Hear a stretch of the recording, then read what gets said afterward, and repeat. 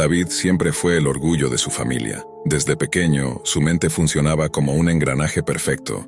Resolvía problemas matemáticos con una facilidad que asombraba a sus maestros, desmontaba computadoras viejas para transformarlas en proyectos nuevos y parecía destinado a cambiar el mundo. Su padre, un hombre reservado pero lleno de esperanza, solía decir con orgullo: «Mi hijo va a llegar más lejos de lo que yo jamás soñé». Ese sueño se volvió realidad cuando David consiguió una beca completa en el MIT, la cuna de las mentes más brillantes del planeta. Allí no solo destacó como uno de los estudiantes más prometedores, sino que además consiguió acceso a círculos exclusivos de investigación, con recursos tecnológicos que para cualquier otra persona habrían sido imposibles de imaginar. Todo parecía perfecto, hasta que las primeras grietas comenzaron a notarse. La vida en el MIT era intensa, exigente y competitiva. David pasaba noches enteras sin dormir, programando, diseñando, creando.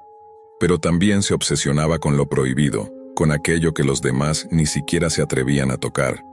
Fue así como empezó a sumergirse en los rincones más oscuros de la Deep Web, donde foros privados compartían secretos de biotecnología, química experimental y métodos ilegales de control mental. Lo que para otros era simple curiosidad mórbida, para él se convirtió en un llamado. Cuando se graduó, en lugar de tomar un puesto en alguna empresa de Silicon Valley o en un laboratorio prestigioso, David regresó a casa. Su padre notó al instante que algo había cambiado. El brillo en sus ojos no era el mismo, sus conversaciones eran más frías, y su habitación parecía un búnker tecnológico. Llegaban paquetes misteriosos casi todos los días, con etiquetas en ruso, chino y hasta alemán. Eran cajas con viales, agujas, microchips y componentes médicos que no deberían estar en manos de un civil. Al principio, el padre intentó justificarlo.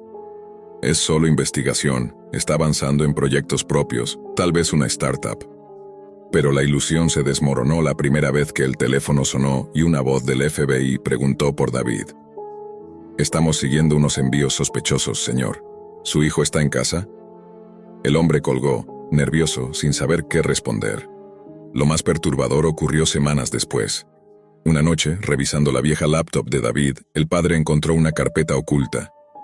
El nombre parecía inofensivo, Backup 2019, pero dentro había subcarpetas con códigos extraños.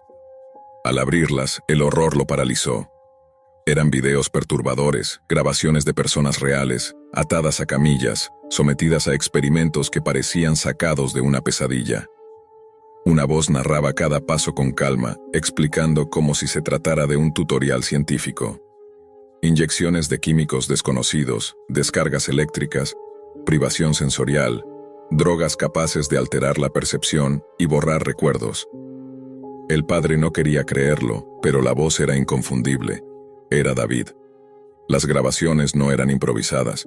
Estaban editadas con precisión, con subtítulos, diagramas y hasta anotaciones científicas. Era como si su hijo hubiese construido un manual de tortura científica, un compendio oscuro diseñado para ser compartido en la Deep Web, donde otros podían replicar los experimentos. Desesperado, el padre decidió confrontarlo. Una noche, mientras David revisaba cajas en el garaje, lo enfrentó con las pruebas. David, lejos de negarlo, sonrió con una tranquilidad escalofriante. «No entiendes, papá, todo esto es conocimiento. La humanidad siempre ha avanzado gracias a los que se atreven a cruzar los límites. ¿Crees que las vacunas, los avances médicos o la tecnología surgieron de seguir reglas? Yo estoy construyendo el futuro». El padre tembló al escuchar esas palabras. No era su hijo quien hablaba, era otra cosa. Y entonces, en medio de la discusión, David mencionó un nombre: Dr. Herrera. Ese nombre resonaba como un eco siniestro en foros ocultos de la Deep Web, en informes clasificados y en rumores policiales. El Dr. Herrera era un fantasma, un personaje perseguido desde hacía años por agencias internacionales. Nadie sabía si era un individuo real o una red de científicos criminales operando bajo un seudónimo. Pero lo cierto es que era temido y respetado en igual medida, y ahora su hijo confesaba estar trabajando bajo sus órdenes. A partir de ahí, la vida del padre se convirtió en un laberinto de pesadillas. Siguió las huellas de su hijo hasta almacenes abandonados en las afueras de la ciudad, donde encontró restos de camillas oxidadas, jeringas usadas y pizarras llenas de fórmulas incomprensibles. Descubrió laboratorios clandestinos escondidos detrás de fachadas inocentes, donde jóvenes desaparecidos eran utilizados como voluntarios forzados. Y en cada paso, siempre encontraba señales del mismo hombre, Herrera. El FBI empezó a acercarse, lanzando redadas, cerrando accesos a foros y decomisando equipos. Pero David y Herrera siempre parecían ir un paso adelante, como si alguien dentro de las mismas agencias estuviera filtrando información. El padre, cada vez más hundido en la desesperación, buscaba respuestas por su cuenta. Fue así como conoció a Emily, una periodista obsesionada con casos de la Deep Web. Ella llevaba años rastreando el nombre de Herrera, conectando desapariciones de distintas ciudades y laboratorios ocultos. Con su ayuda, el padre comprendió la magnitud del monstruo que su hijo estaba alimentando. No era un simple experimento aislado, era una red internacional de horror, una industria clandestina que mezclaba ciencia, crimen y sadismo. Las piezas empezaban a encajar. David no era simplemente un joven perdido, era el discípulo estrella de Herrera, aquel que había absorbido su conocimiento y lo estaba perfeccionando. Y lo más aterrador era que, según Emily, muchos consideraban que David ya había superado a su maestro. El padre comenzó a perder el sueño. Cada llamada podía ser el FBI exigiendo respuestas. Cada sombra en la calle parecía un espía de Herrera. Cada vez que abría la laptop de su hijo, encontraba nuevos horrores.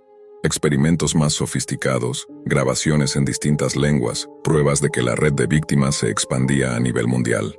Hasta que una noche, al regresar a casa, encontró algo que lo dejó helado. La puerta del garaje estaba entreabierta, y adentro había cajas nuevas, con logotipos médicos falsificados. Dentro encontró frascos con etiquetas que decían NeuroX, LSD Variant, Cognitive Reset, drogas experimentales diseñadas para borrar memorias, manipular emociones y crear obediencia total. Fue entonces cuando entendió que el tiempo se agotaba.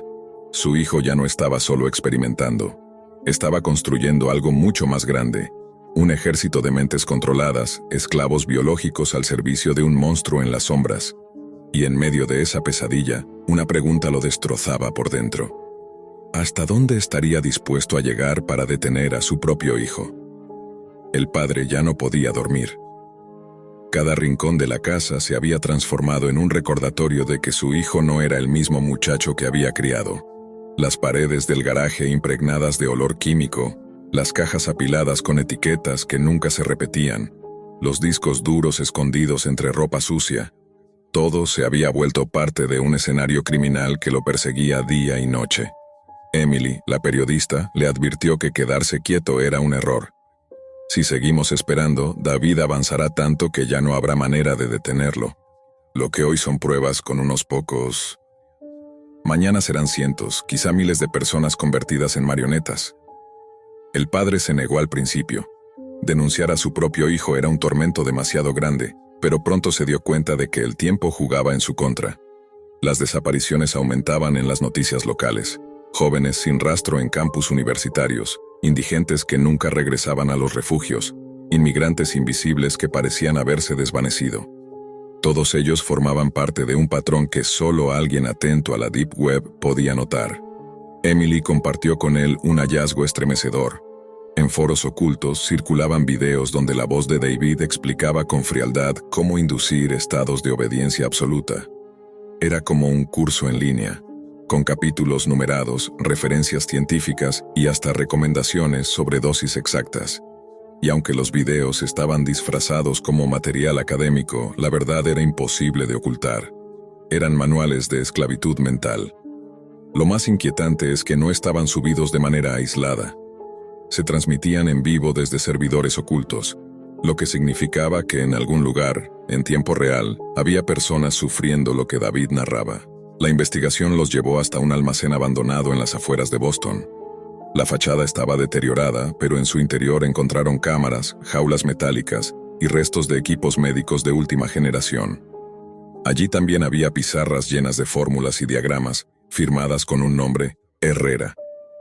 Fue en ese lugar donde el padre encontró la primera prueba física de que su hijo ya no trabajaba solo. En un rincón del almacén había fotos impresas con rostros de hombres y mujeres de distintas edades.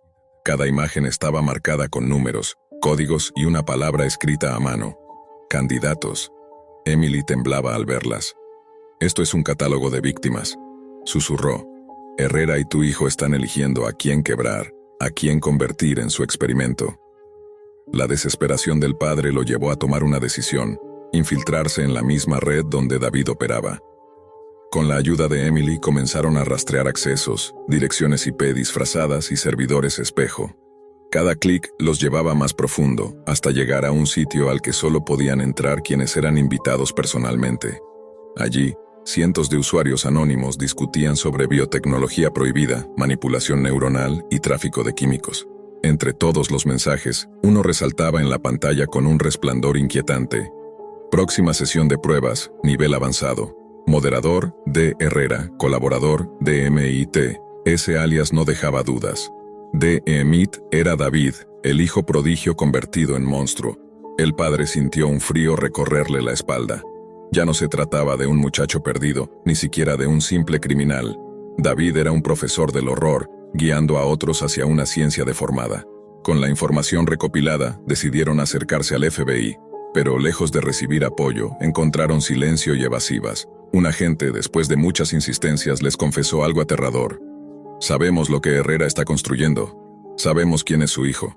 Pero entiendan, hay fuerzas arriba que prefieren que esto siga oculto. No podemos protegerlos si se meten más en esto». Esa frase los dejó marcados.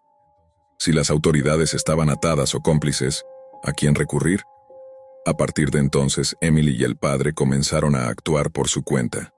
Siguiendo pistas en la Deep Web, llegaron a un complejo abandonado en la frontera con Canadá. Allí encontraron contenedores de metal adaptados como laboratorios móviles. Dentro, cámaras que aún grababan, jeringas con etiquetas escritas en cirílico y, sobre todo, documentos con un sello rojo que parecía oficial. Era la confirmación de que algún gobierno estaba financiando en secreto parte de esos experimentos. Pero lo más impactante fue encontrar un archivo encriptado con el nombre Proyecto Marioneta. Al abrirlo, se revelaron planes detallados para crear un ejército de sujetos controlados mentalmente, capaces de obedecer sin cuestionar, dispuestos a realizar cualquier tarea sin dejar huellas de conciencia. Eran soldados perfectos, o esclavos eternos. El padre se quebró en ese momento. Como su hijo, aquel niño que había construido su primer robot con piezas recicladas, había terminado diseñando un infierno como ese. ¿Cómo podía un genio convertirse en verdugo? La respuesta la dio Emily, en voz baja, casi con miedo. No fue solo él. Herrera lo convirtió en lo que es, y ahora Herrera lo necesita más que nunca. Las semanas siguientes fueron un torbellino de movimientos. Emily consiguió contactar con otros periodistas interesados en la historia, pero varios de ellos desaparecieron sin dejar rastro. El padre recibió llamadas anónimas advirtiéndole que dejara de investigar o acabaría igual. Y cada vez que abría el correo, encontraba mensajes cifrados con una sola frase: «Tu hijo es nuestro legado». La tensión alcanzó un punto máximo cuando lograron interceptar un mensaje interno en la red de Herrera. Decía: «La isla está lista. Los primeros 100 sujetos están en fase beta. DMIT supervisará la instalación». La isla. Ni Emily ni el padre sabían dónde estaba, pero aquello confirmaba lo que más temían. David había dado el salto de pruebas aisladas a algo mucho más grande. No era solo un laboratorio clandestino, era una base completa de operaciones, alejada de la mirada de cualquier autoridad. Fue entonces cuando el FBI reapareció en escena. Un grupo reducido de agentes contactó con ellos en secreto, explicándoles que no podían actuar oficialmente, pero que estaban dispuestos a colaborar de manera encubierta. Había demasiados intereses políticos en juego, pero si lograban obtener pruebas directas, podrían forzar una operación internacional. El padre, con el corazón dividido, aceptó. Durante meses trabajaron juntos recolectando coordenadas, interceptando comunicaciones y siguiendo rastros financieros. Descubrieron que Herrera había desviado millones de dólares a través de criptomonedas, triangulando entre paraísos fiscales y empresas fantasma. Todo apuntaba a un mismo destino: una isla remota en el Caribe, rodeada de silencio y protegida por guardias privados. Emily no podía creerlo. Lo que empezó como experimentos en sótanos y almacenes, ahora es una fortaleza científica. El padre sabía que el momento se acercaba. Cada día que pasaba, David se alejaba más de lo humano. Cada experimento lo convertía en algo distinto, algo que ya no podía ser llamado hijo. Pero al mismo tiempo, en lo profundo de su corazón, una voz insistía: quizá aún pueda salvarlo. El viaje hacia la isla se convirtió en un punto sin retorno. A bordo de una embarcación prestada por los agentes encubiertos, el padre y Emily observaban el horizonte con nerviosismo. A medida que se acercaban, la silueta de la isla revelaba torres metálicas, antenas parabólicas y luces artificiales que iluminaban la noche. Era evidente, aquel lugar no era un simple laboratorio, era un cuartel científico militarizado. Los agentes advirtieron que entrar era casi un suicidio. Pero el padre no dudó. Sabía que si no lo hacía, nadie más lo intentaría. Al pisar la arena oscura de la isla, comprendió que había llegado al corazón del infierno. A lo lejos se escuchaban gritos apagados, el zumbido constante de generadores eléctricos y, entre las sombras, figuras humanas que caminaban con pasos mecánicos, sin mirar a los lados, sin reaccionar al entorno. Eran las marionetas vivientes. El padre contuvo las lágrimas. Aquello confirmaba lo peor. El proyecto de David y Herrera no era una amenaza futura, ya era una realidad. Emily lo miró con el rostro pálido. Aquí empieza el verdadero horror. Y en ese instante, una voz resonó desde los altavoces ocultos de la instalación. Una voz que el padre reconocería en cualquier parte. Era David. Bienvenidos al futuro, papá. La isla parecía un santuario del horror. Las torres de vigilancia iluminaban cada rincón con reflectores blancos, y el zumbido de los generadores se mezclaba con un silencio antinatural, roto apenas por los pasos mecánicos de las marionetas. Eran hombres y mujeres con la mirada vacía, moviéndose como insectos programados, obedeciendo órdenes invisibles. El padre apenas podía sostenerse en pie. Cada uno de esos rostros sin alma le recordaba que su hijo había cruzado una línea de la que no había retorno. Emily, a su lado, intentaba grabar todo con una microcámara, consciente de que esas imágenes podían ser la única prueba irrefutable de lo que estaba ocurriendo. De repente, la voz de David volvió a resonar desde los altavoces. «Papá, pasaste la prueba. No imaginé que llegarías hasta aquí. Bernardí, quiero mostrarte lo que hemos construido». Las puertas metálicas de un edificio principal se abrieron lentamente, revelando un pasillo iluminado con luces frías. El padre sintió un impulso de huir, pero sabía que ya no había marcha atrás. Emily lo tomó del brazo y juntos entraron en la instalación. Dentro, el ambiente era quirúrgico. Salas con paredes de vidrio mostraban camillas, cuerpos conectados a máquinas, cerebros escaneados en monitores y tubos donde flotaban líquidos de colores imposibles. En cada sala había asistentes vestidos con batas blancas, pero al mirarlos fijamente, se descubría la verdad. Eran también marionetas, esclavos biológicos convertidos en técnicos perfectos.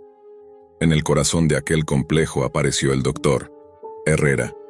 Era un hombre de aspecto frágil, delgado, con cabello canoso y ojos hundidos. No parecía el monstruo legendario que los foros describían, pero había en él una presencia perturbadora, un aire de alguien que había visto demasiado y que había perdido cualquier resquicio de humanidad.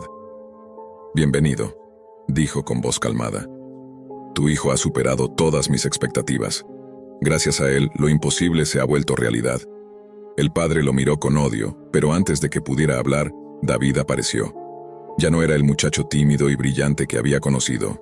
Vestía una bata negra, sus ojos brillaban con una frialdad casi metálica, y en su mano sostenía una tableta desde la cual parecía controlar todo el sistema de la isla.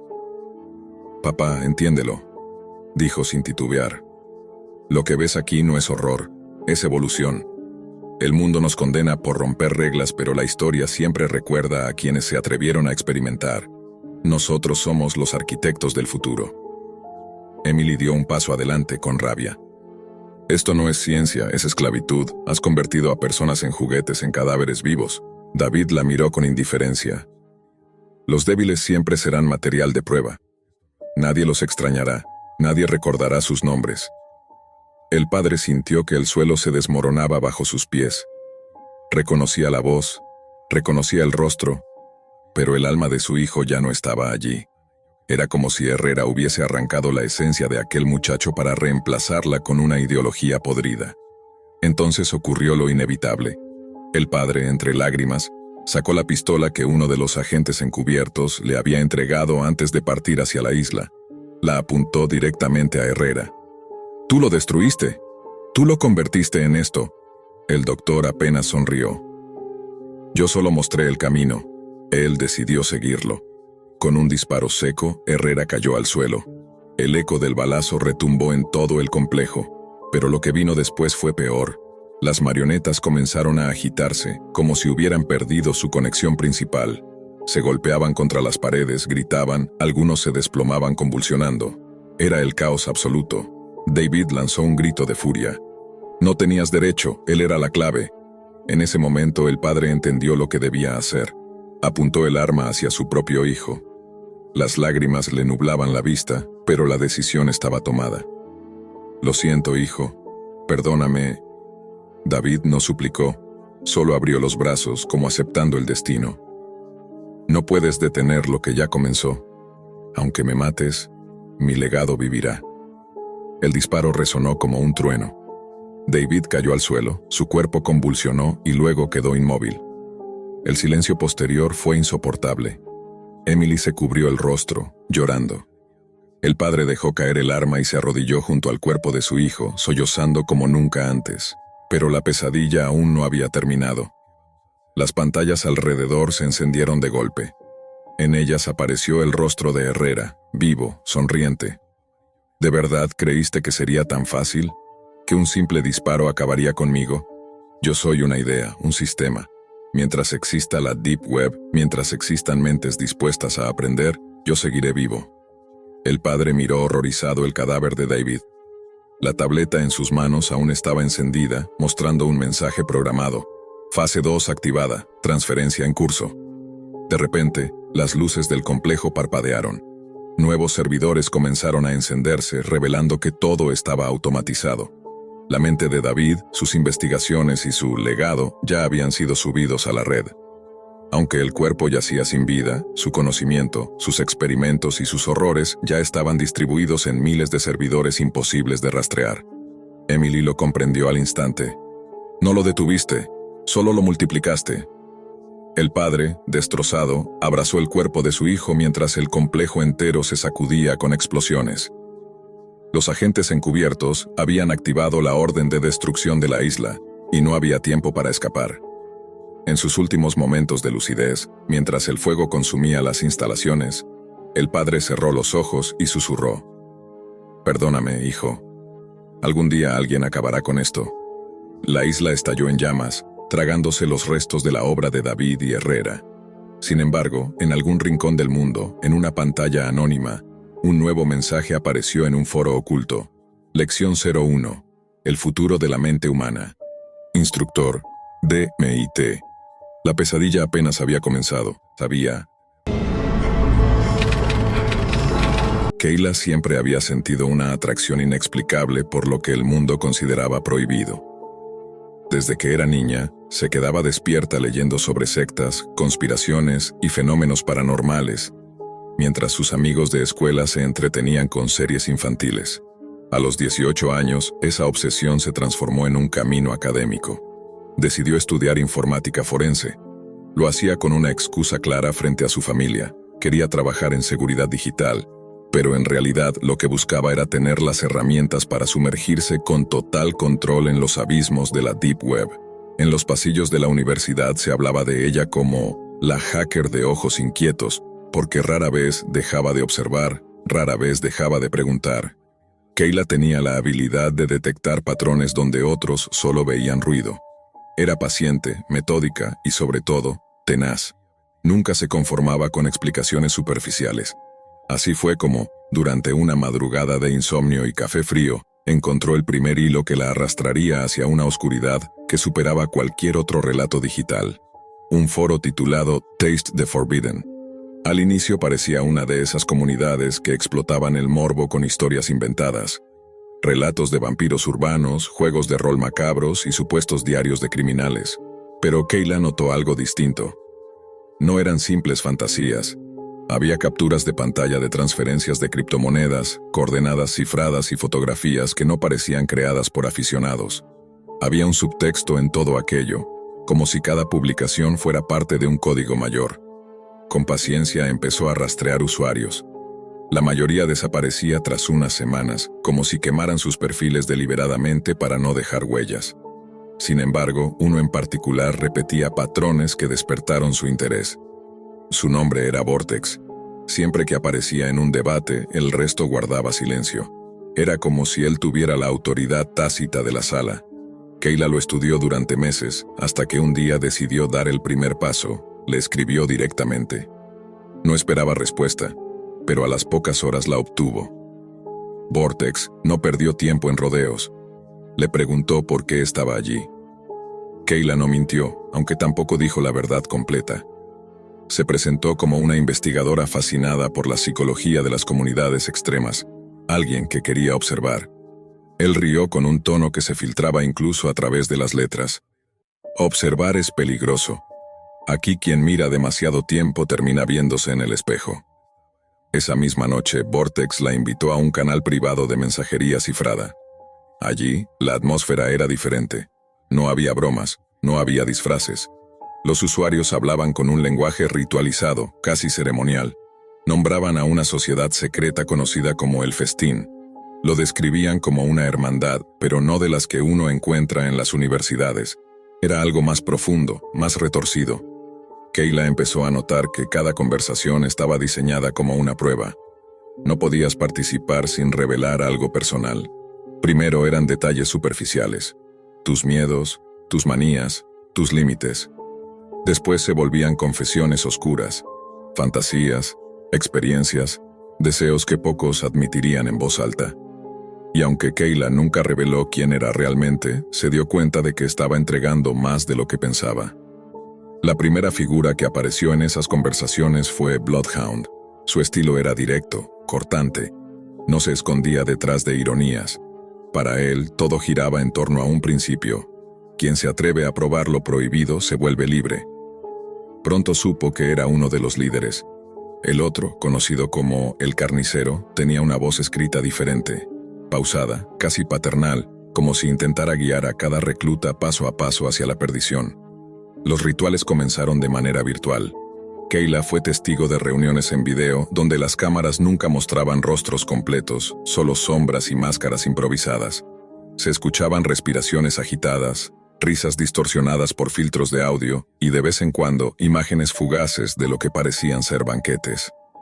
Al principio pensó que era una dramatización grotesca, un performance digital para asustar a los incautos. Pero poco a poco las pruebas empezaron a adquirir un tono demasiado real. En uno de los primeros rituales a los que fue invitada, tuvo que leer en voz alta un texto encriptado que se le envió.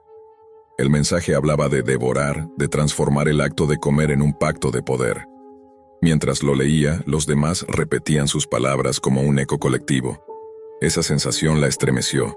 Kayla sintió que ya no era una espectadora, estaba dentro. Vortex se convirtió en su guía. Era él quien la protegía de cometer errores, quien le decía cuándo hablar y cuándo callar. Con el tiempo, le confesó que todos en el festín habían pasado por pruebas físicas. No bastaba con escribir detrás de una pantalla. Para demostrar lealtad, había que dar un paso más allá. El primer contacto con lo tangible fue un paquete que llegó a la dirección que Kayla había creado con una identidad falsa. El sobre no tenía remitente, solo un símbolo dibujado con tinta negra, un círculo atravesado por una línea vertical. Dentro había un trozo de carne envasado al vacío y una nota con 3 palabras: prueba tu valor. Kayla no sabía si aquella carne era de animal o de algo peor. El olor metálico le revolvía el estómago. No lo comió, pero tampoco lo tiró. Lo guardó en una caja de metal y lo enterró en el jardín de una casa abandonada cerca de su universidad. Luego, envió un mensaje a Vortex confirmando que había completado la prueba. Nadie jamás verificó si lo hizo o no. Lo importante era que ella ya había cruzado una línea invisible. Conforme avanzaban las semanas, las reuniones se volvían más intensas. Los miembros hablaban de banquetes futuros, de cosechas, de invitaciones selectas. Kayla fingía entusiasmo, pero en el fondo el miedo empezaba a perforar su determinación. La gota que colmó el vaso fue un mensaje privado de Bloodhound. Tu progreso ha sido observado, estás lista para el siguiente nivel. Queremos verte en persona. Le enviaron coordenadas de un almacén abandonado en las afueras de la ciudad. La cita sería de noche, sin teléfonos, sin dispositivos electrónicos. Solo debía llevar una máscara. Kayla dudó. Podía desaparecer en ese momento, borrar todo rastro y fingir que nunca estuvo allí. Pero la curiosidad, esa maldición que la había acompañado toda su vida, fue más fuerte que su instinto de supervivencia. Preparó un disfraz sencillo, una chaqueta negra y una máscara blanca de carnaval. Llegó al lugar con el corazón retumbando como un tambor de guerra. Dentro la esperaba un círculo de figuras enmascaradas. El aire estaba impregnado de incienso barato y un hedor rancio que le revolvía las entrañas. Nadie habló durante varios minutos hasta que el carnicero tomó la palabra. Su voz era aún más perturbadora en persona, cálida, paciente, casi amable, pero cargada de una amenaza implícita. Hoy has dejado de ser espectadora. Hoy eres parte del festín. A partir de ese momento, Kayla comprendió que su infiltración ya no era un simple experimento académico ni un capricho personal. Estaba dentro de una red que combinaba lo digital y lo físico, lo ritual y lo criminal. Y lo peor, sabía demasiado. Los siguientes encuentros con el grupo oscilaron entre lo grotesco y lo surrealista. A veces se trataba de confesiones colectivas, donde cada miembro narraba experiencias destinadas a romper las barreras de lo moral. Otras eran simulacros de cacerías, donde se asignaban roles y tareas que evocaban un juego macabro. Kayla fingía ser una más, pero cada palabra que escuchaba era un recordatorio de que estaba caminando sobre un filo peligroso. Vortex la mantenía al tanto de las reglas. Nunca preguntar demasiado, nunca mostrar repulsión, nunca romper el ritmo del grupo. El festín no perdona a los curiosos que pierden la fe, le decía. Kayla entendía que cada paso en falso podía significar quedar expuesta. Mientras tanto, su mente se debatía entre dos caminos: denunciarlo todo a las autoridades o continuar investigando para reunir pruebas irrefutables. Pero ambos caminos la ponían en riesgo. Si hablaba, quedaría marcada por los caníbales cibernéticos. Si callaba, corría el riesgo de convertirse en aquello que más temía. El límite entre lo virtual y lo real se desdibujaba con cada ritual. Lo que comenzó como una exploración digital se había transformado en una pesadilla tangible. Kayla estaba atrapada en un juego que no había elegido, con reglas que apenas comprendía. Y lo más aterrador era la certeza que se instalaba lentamente en su interior. El festín no era solo un mito urbano. Era una sociedad organizada, con jerarquías, símbolos y un propósito que aún no alcanzaba a comprender por completo. Kayla sabía que había cruzado una línea de la que ya no se podía regresar. Desde la noche en que asistió a aquel almacén abandonado, la vida dejó de sentirse como suya. Había visto los ojos detrás de las máscaras. Había escuchado las voces que no necesitaban gritar para helarle la sangre. Durante los días siguientes, las reuniones se intensificaron. Cada cita era una prueba de resistencia psicológica. A veces consistía en escuchar relatos de los miembros sobre banquetes pasados, descripciones tan gráficas que parecían diseñadas para quebrar el alma de cualquiera. Otras veces eran desafíos físicos, encierros en habitaciones oscuras, ayunos prolongados o rituales de iniciación con símbolos grabados en la piel. Kayla fingía, pero el miedo la consumía. En sus pesadillas, las máscaras del festín se multiplicaban y siempre había una figura que la observaba en silencio: el carnicero. Era como si supiera que ella no pertenecía a ese lugar, como si estuviera esperando el momento exacto para desenmascararla. El dilema la perseguía de día y de noche. ¿Debía acudir a la policía? Sabía que si lo hacía, tendría que revelar detalles sobre su propia infiltración, sobre sus accesos ilegales a la Deep Web. Su credibilidad sería puesta en duda, y lo peor, los miembros del festín descubrirían que ella había traicionado su confianza. Y en esa organización, la traición no era un error, era una sentencia de muerte. Vortex, su contacto inicial, parecía notarlo. Una noche, mientras conversaban a solas en el chat cifrado, le escribió: «No intentes engañarlos, el festín huele el miedo, y si lo huelen en ti, no tendrás dónde correr». Esas palabras quedaron grabadas en su mente como una advertencia y como una amenaza. ¿Vortex la estaba protegiendo o estaba vigilándola? Ya no lo sabía. El siguiente paso fue más perturbador que todo lo anterior. Kayla recibió una nueva invitación, pero esta vez no a un almacén improvisado, sino a lo que ellos llamaban la Sala de los Ecos. Era un sótano bajo una casa aparentemente normal en las afueras de la ciudad. Desde afuera parecía una vivienda cualquiera, con cortinas cerradas y un coche viejo estacionado en la entrada. Pero al cruzar el umbral, Kayla sintió que estaba descendiendo a otro mundo. La Sala de los Ecos era un espacio revestido de concreto, iluminado por lámparas rojas. En las paredes colgaban símbolos pintados con lo que ella prefería pensar que era pintura, aunque sabía que no lo era. En el centro, una mesa metálica, demasiado grande para ser ignorada, demasiado fría para ser un simple adorno. Los miembros enmascarados rodeaban la mesa. Esta vez no hubo silencios prolongados ni pruebas menores. Bloodhound habló con voz firme. Hoy no se trata de observar. Hoy se trata de decidir. Frente a Kayla colocaron 2 bandejas. En una, un trozo de carne asada, envuelto en hojas y especias. En la otra, un cuchillo afilado y un trozo de animal recién sacrificado, todavía con rastros de sangre fresca. El festín da opciones, Kayla, dijo el carnicero con su tono calmado y perturbador. Comer lo que ya hemos preparado, o preparar tu propio bocado, una muestra de tu fe. El corazón de Kayla latía como si fuese a romperle el pecho. Sabía que si se negaba, quedaría marcada como una farsante, y si aceptaba, cruzaría un límite moral del que jamás podría regresar. Optó por lo primero.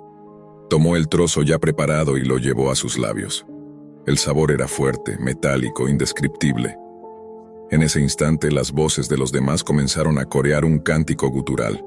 Sentía que su cordura se desmoronaba. Pero mientras fingía ser parte del ritual, tomó una decisión. No podía continuar más.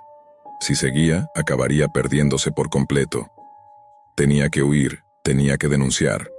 Esa misma noche, al regresar a su apartamento, Kayla comenzó a recopilar todo lo que había documentado. Capturas de pantalla, registros de direcciones IP, coordenadas, símbolos. Lo guardó en un disco duro encriptado. Sabía que el riesgo era enorme, pero también sabía que si lograba entregarlo, tendría pruebas suficientes para desenmascarar a la sociedad de caníbales cibernéticos. Contactó a un agente de la policía cibernética con el que había coincidido en una conferencia meses atrás.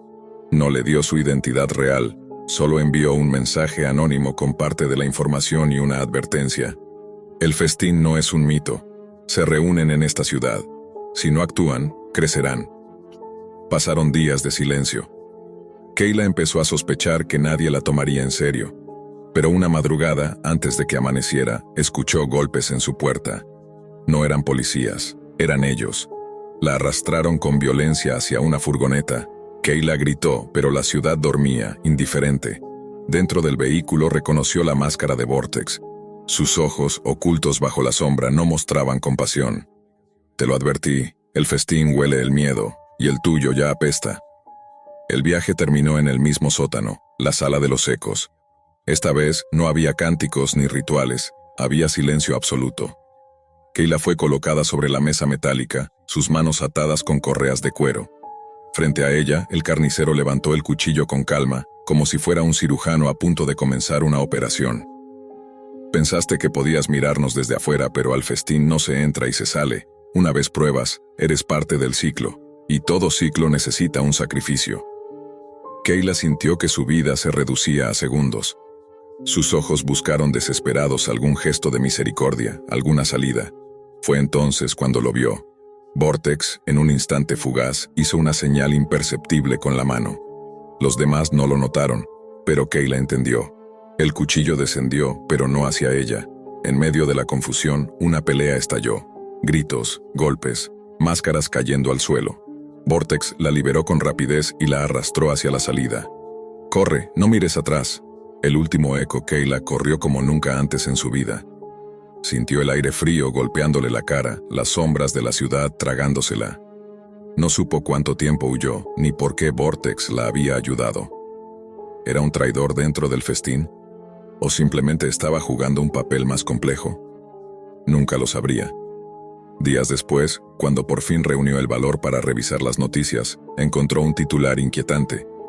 Incendio en almacén industrial deja varios muertos. Las autoridades investigan.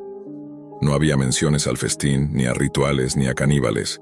Solo un incendio, un accidente más en una ciudad acostumbrada a olvidar. Kayla sabía la verdad. Sabía que el festín seguía existiendo, que quizás se había fragmentado, pero que sus raíces eran demasiado profundas para extinguirse. Lo peor era que, aunque había escapado, no podía librarse de la marca. Cada vez que cerraba los ojos, el cántico resonaba en su mente, recordándole que había probado lo prohibido. Y en el silencio de la noche, cuando el insomnio regresaba, Kayla se preguntaba algo que la atormentaba más que cualquier amenaza. ¿Y si, en el fondo, una parte de ella había disfrutado del festín? Dicen que la Deep Web es como un océano infinito. Lo que conocemos en la superficie apenas es una delgada capa de espuma, mientras que debajo se esconde un mundo oscuro, denso y asfixiante. Un universo paralelo al que no cualquiera se atreve a entrar, pero que quien lo hace nunca vuelve a mirar la red de la misma manera. Allí, en esa profundidad digital donde el anonimato es ley y el miedo se convierte en moneda, nació una figura que se haría célebre entre los más perversos rincones del Internet clandestino. Su nombre real poco importaba. En los foros se lo conocía únicamente como The Host, el anfitrión. En la vida diaria, era un hombre que cualquiera pasaría de largo sin detenerse. Tenía poco más de 30 años, vestía de manera discreta, y trabajaba como administrativo en una pequeña oficina donde nadie recordaba su cumpleaños ni preguntaba por su vida privada. Era invisible para sus colegas y quizá ese anonimato lo alimentaba. Porque mientras de día fingía ser un trabajador común, de noche se transformaba en algo más. El protagonista de uno de los espectáculos más sádicos jamás transmitidos en la Deep Web. El ritual siempre comenzaba igual. Se encerraba en una habitación oculta en el sótano de su casa. Allí tenía instaladas varias cámaras, luces improvisadas y un set de herramientas que parecían sacadas de un quirófano clandestino. Frente a él, una laptop encriptada le permitía conectarse a un servidor oculto donde, a través de una dirección que cambiaba cada semana, transmitía en vivo su show. Los espectadores no eran pocos. Decenas, luego cientos de usuarios anónimos se conectaban cada noche, dispuestos a pagar en criptomonedas por el acceso. El chat hervía con mensajes de aliento, exigencias macabras y apuestas que empujaban a The Host a superar sus propios límites.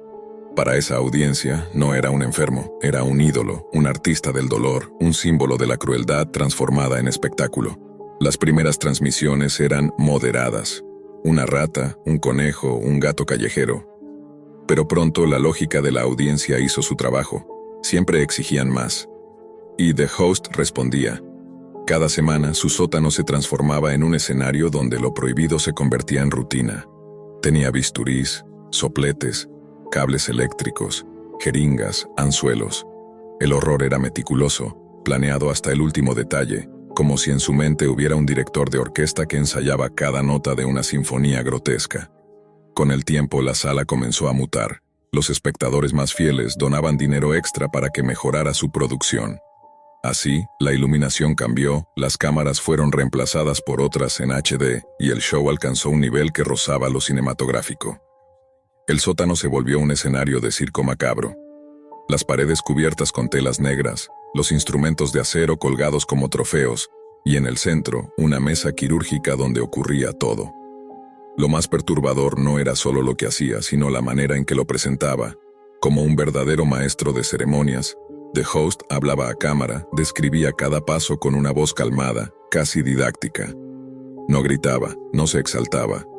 Su tono era frío, quirúrgico, como si estuviera dictando una clase universitaria.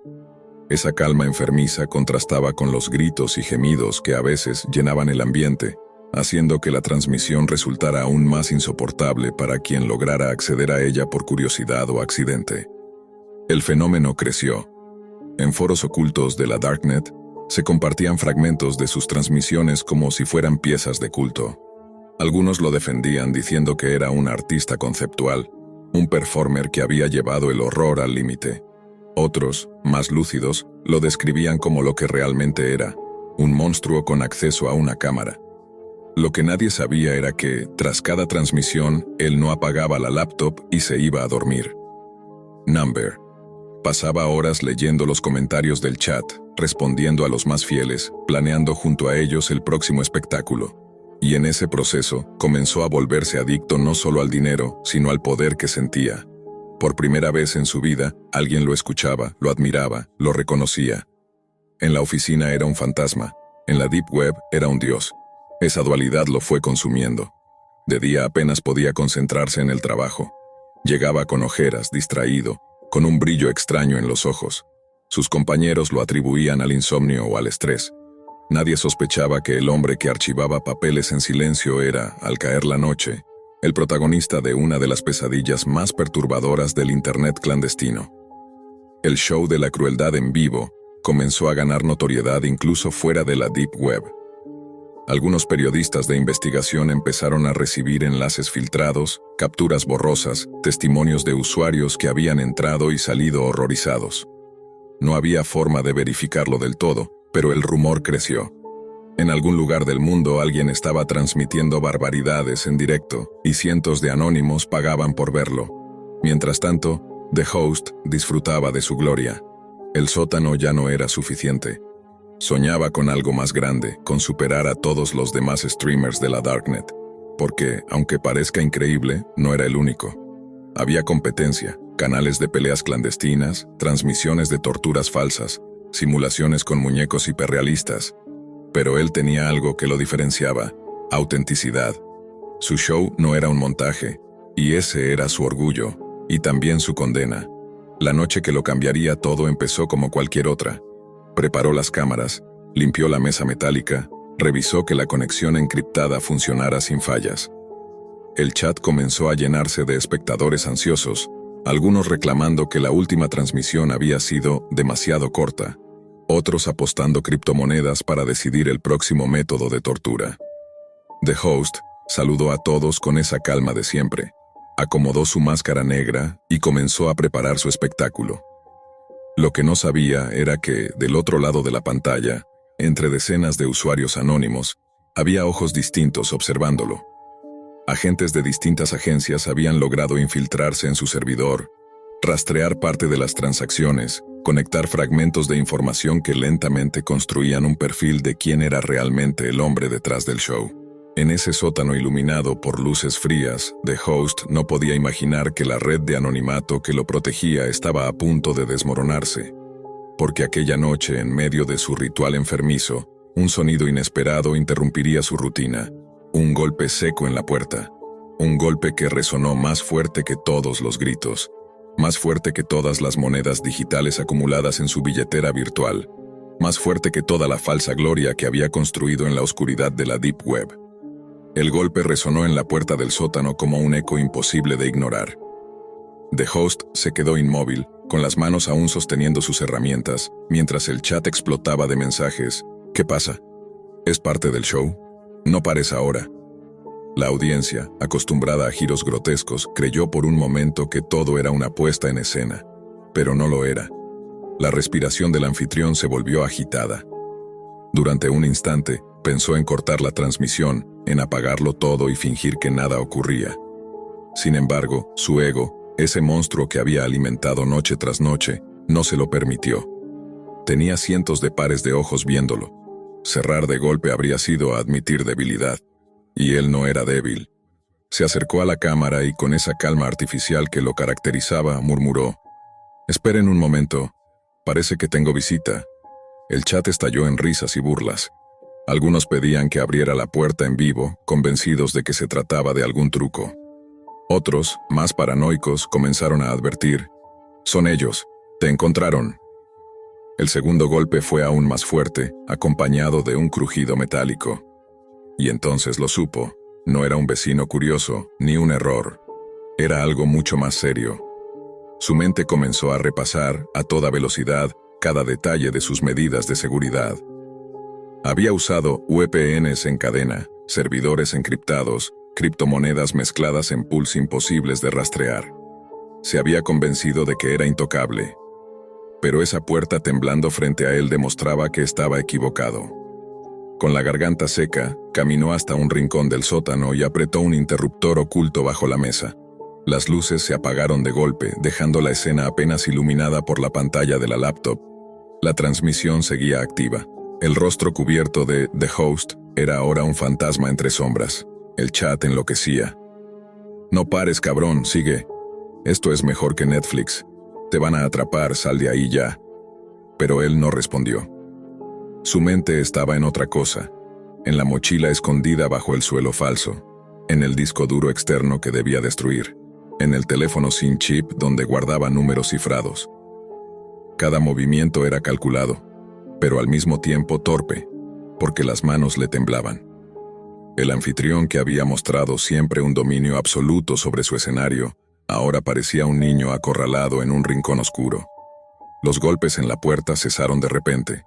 El silencio fue peor, porque en ese vacío podía escuchar su propio corazón retumbando en los oídos. Y entonces, desde arriba, llegaron ruidos sordos, pasos pesados recorriendo la casa, múltiples sombras moviéndose en la planta superior. La paranoia lo golpeó con fuerza. ¿Cómo habían llegado hasta él? ¿Quién lo había delatado? Quizá un usuario infiltrado en el chat. Tal vez algún pago que no pasó desapercibido. ¿O acaso, simplemente, la arrogancia de haber creído que podía construir un imperio de horror sin dejar huellas? Mientras pensaba, los espectadores seguían allí. Algunos incluso apostaban en tiempo real si saldría vivo de esa situación, enviando mensajes con cantidades absurdas de criptomonedas. Era como si su vida, su caída inminente, se hubiera convertido en el espectáculo definitivo que tanto habían esperado. Y él lo sabía. Miró la cámara, respiró hondo y con voz grave dejó escapar una frase que heló la sangre de todos. «Si esto es el final, ustedes también serán testigos». El cursor titilaba en la laptop, los mensajes llegaban a una velocidad imposible de leer y la transmisión se convirtió en una ventana de tensión insoportable. Arriba, las pisadas se detuvieron. Un nuevo golpe estremeció la puerta del sótano, más fuerte, más cercano, como el preludio de lo inevitable. The Host apretó los dientes, giró hacia la mesa metálica y recogió uno de sus instrumentos favoritos, no para el show, sino para lo que pudiera pasar después. El sótano se había transformado en una trinchera, el espectáculo en una guerra silenciosa, y la audiencia en jueces invisibles que no parpadeaban frente a la pantalla. El golpe final estaba a punto de llegar. El sótano estaba en penumbras. La laptop aún transmitía en vivo, el chat rebosaba de mensajes frenéticos, y el hombre detrás de la máscara respiraba como si tuviera un ejército invisible frente a él. Los golpes en la puerta se intensificaron. El marco metálico cedía poco a poco, con un chirrido que anunciaba lo inevitable. Por un instante pensó en huir por el pasadizo de emergencia que había diseñado meses atrás. Una salida estrecha detrás de una estantería conectada a un túnel improvisado que conducía al patio trasero. Pero era demasiado tarde. Los pasos en la planta superior se multiplicaban, las linternas atravesaban las rendijas del suelo, y el sonido de botas golpeando madera lo confirmaba. Estaba rodeado. El tercer golpe derribó la puerta. Una ráfaga de luz cegadora inundó el sótano, seguida de gritos firmes y la silueta de hombres armados. «Policía, al suelo». El anfitrión levantó el bisturí como si fuera un arma. La escena, transmitida en vivo, parecía sacada de una película. Un hombre enmascarado, iluminado por focos, enfrentando a un escuadrón real de agentes que descendía como sombras uniformadas.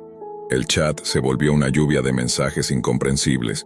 Algunos pedían que dispararan, otros rogaban que no cortaran la transmisión.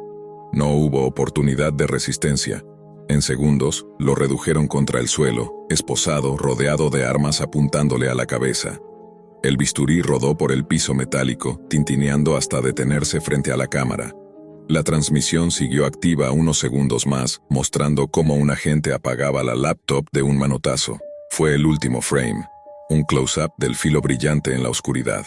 La noticia recorrió el mundo. Lo que durante meses había sido un rumor en foros ocultos se transformó en un hecho confirmado. La policía había atrapado a un streamer clandestino acusado de organizar espectáculos de crueldad en la Deep Web. Los titulares de los diarios eran demoledores. El carnicero del stream, la pesadilla en directo, el show de la crueldad en vivo, desmantelado. El juicio fue rápido. Las pruebas eran abrumadoras, Discos duros con horas de grabaciones, transacciones millonarias en criptomonedas, registros de chats donde los usuarios le pedían actos cada vez más atroces. Incluso había donaciones etiquetadas con mensajes como «Más fuego la próxima vez», «Usa cadenas», «Trae algo grande». Los fiscales lo pintaron como un monstruo que había encontrado en la red clandestina el escenario perfecto para dar rienda suelta a su sadismo. La defensa apenas pudo alegar que sufría trastornos mentales, pero nada podía borrar lo que las grabaciones mostraban. Un hombre que hablaba con calma quirúrgica mientras la sala se convertía en un teatro del dolor. Las imágenes fueron suficientes para que el jurado deliberara poco. La sentencia fue clara: cadena perpetua sin posibilidad de libertad condicional. En prisión, el anfitrión se convirtió en un paria incluso entre criminales. En los pasillos, los demás reclusos lo señalaban con asco. Para ladrones, asesinos y narcotraficantes, él no era un igual. Era algo peor. Un monstruo. Lo golpeaban, lo escupían, lo mantenían aislado para evitar que lo mataran en un arrebato colectivo. Las noches eran peores. Encerrado en una celda fría, lo perseguían los gritos de sus víctimas, aunque ya no tenía cámaras ni público. Su show había terminado, pero los fantasmas permanecían. Algunos guardias juraban escucharlo hablar solo, murmurando frases al aire como si aún estuviera frente a una audiencia invisible. «Bienvenidos al espectáculo», susurraba en la penumbra. «Hoy veremos hasta dónde puedo llegar». Pero ya no había espectadores, ni aplausos, solo silencio. Los foros de la Deep Web estallaron tras su captura. Muchos usuarios celebraron el fin del anfitrión, otros lo convirtieron en una especie de mártir de la red oscura. Aún circulan fragmentos de sus transmisiones, editados como trofeos digitales, como si fueran reliquias de un culto prohibido. Para la policía y las agencias internacionales, su caída fue una victoria en la guerra contra los horrores de la Darknet. Pero en ese mismo océano digital, donde cada rincón oculto lleva a otro más profundo, el vacío dejado por The Host pronto fue ocupado por otros. La maquinaria del morbo nunca se detiene. Si uno cae, otro aparece. El streamer más sádico de la Deep Web terminó sus días de gloria bajo la luz blanca de una celda, reducido a un número más en el sistema penitenciario. De ser un ídolo del horror, pasó a ser un espectro olvidado. Y sin embargo, en la memoria colectiva de quienes lo vieron en directo, su figura persiste como un recordatorio de hasta dónde puede llegar la crueldad humana cuando se mezcla con anonimato, dinero y poder. Un recordatorio de que, en las profundidades del Internet, los monstruos no siempre son anónimos. A veces tienen rostro, voz y un sótano convertido en escenario. Un escenario que, por fin, fue silenciado.